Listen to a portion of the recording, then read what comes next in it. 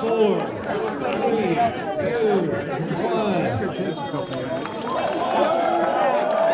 Have a great race. Yeah, never. Have fun. It's so weird to watch everyone start now to stand there. All right, quick breakdown of what happened at the Thunderbunny trail races, the 25K that I did today. So at the start, there was I think there was over 70 people starting. We started the 100K and the 50K at the same time. I started near the back because I wasn't sure where I should be. And I had this idea that I would skip aid station 1 and 2. So I started with 4 water bottles full. I had my 500 ml in both of my pockets, and then on my side pockets I had another 500 ml in each side. And I thought that way I wouldn't get caught up and I could skip the conga line by just skipping those first 2 aid stations. And my coach gave me a plan to, you know, take it easy for the first third of the race, and then for the second third of the race, maybe push a little harder, you know, start moving, and then on the third third of the race, the last third, that I could burn some matches, you know, really push it. So that was my plan. Well, it turns out that they started on the road, and that kind of let everybody sort themselves out into a, you know, where they thought they should be. And my plan with the water bottles was a terrible idea because I had all this extra weight on me and my vest was bouncing around all over the place. Well, we got onto the trail and I got behind a group that I thought was decent. I didn't feel like I was pushing that hard. I probably had adrenaline going, and you know, I don't run trails. This is my first trail run.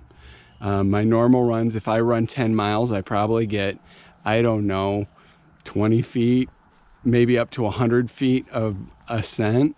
And this race gave me 2,000 feet of ascent. So I really had no idea what was pushing and what wasn't. So I found a good rhythm. Stayed behind this group. We got past the first aid station. A lot of people stopped. I moved past. Stayed on point on my nutrition, gels and Tailwind. Drank a lot of water. Moved past the second aid station. I found a group that I stayed behind that had also moved past the aid stations, and I found that I could kind of walk up some of the hills that weren't real steep, or that were steeper, and then on the downhills I could catch the group that even ran up the hills. So I felt like I was doing pretty good, but I had a suspicion that maybe I had gone out too fast. So in the second third, I kind of tried to dial it back, and I quickly found myself running out of steam. But I decided, you know, just keep moving. I stayed behind that group for quite a while, and then I realized that, you know, I probably had more. We were getting near a spot that I thought was an advantageous spot. So I had looked at the profile, and it looked like just about almost mile 11, we were done with our ascent. So it was downhill from there, and then there was a big flat spot, and then a 1 mile uphill at the finish. So I passed them, and probably mile 9, I passed the group that I was running with, and I hustled up, and then I thought, okay, here we go. I'm about done with the ascent. We should be about at the highest point. It should be downhill from here.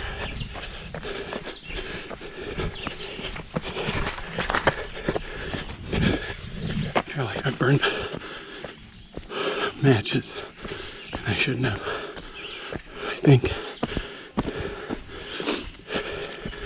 I'm guessing there's 2 guys in my age group right up ahead.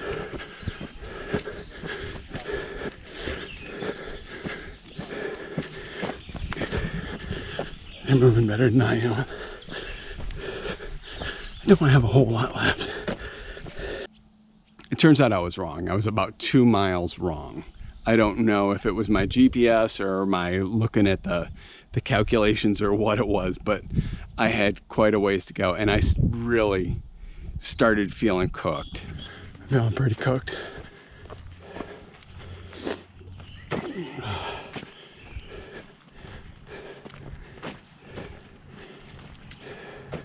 Just trying to keep up with that group where I thought they had 2 people in my age group in there. I just can't do it. I was wrong about no more uphills from where I was at. I think I'm close to that spot now, but there was uphills from where I was at.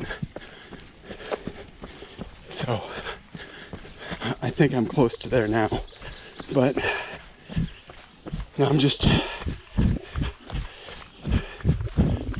doing a jog. We started descending. I was like, oh, this is cool. We got to the dam aid station. I had a piece of watermelon real quick. I used the restroom, refilled my tailwind and my water, and got out of there. Ran back up, started going across the dam. I saw a runner that was one of the people that was in my age group running across in front of me. And I was like, oh, I'm catching up to him. He turns to the side, stops, and just starts puking. I mean, it was like a water fountain. And I ran past him and I went, okay, well, it's probably a good thing I slowed down a little bit. He's feeling it. So we get past that, and we go down, and this is the flat part, and it's 3 miles of flat, and I just felt great. And since it was flat, this is the running that I'm used to. And so I was hustling. I was passing people left and right. I was like, on your left, on your left. It was like carpet. It was beautiful, easy to run on. And this is, like I said, this is what I'm used to running on. So there was these big mud pits. Of course, I turned on my camera and I slipped and fell in one of the mud pits as soon as I turned on my camera.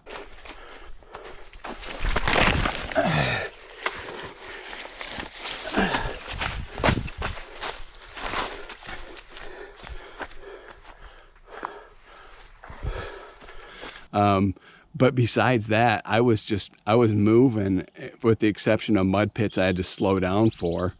Got to an aid station. They said you have just over a mile before the finish. And I said, great.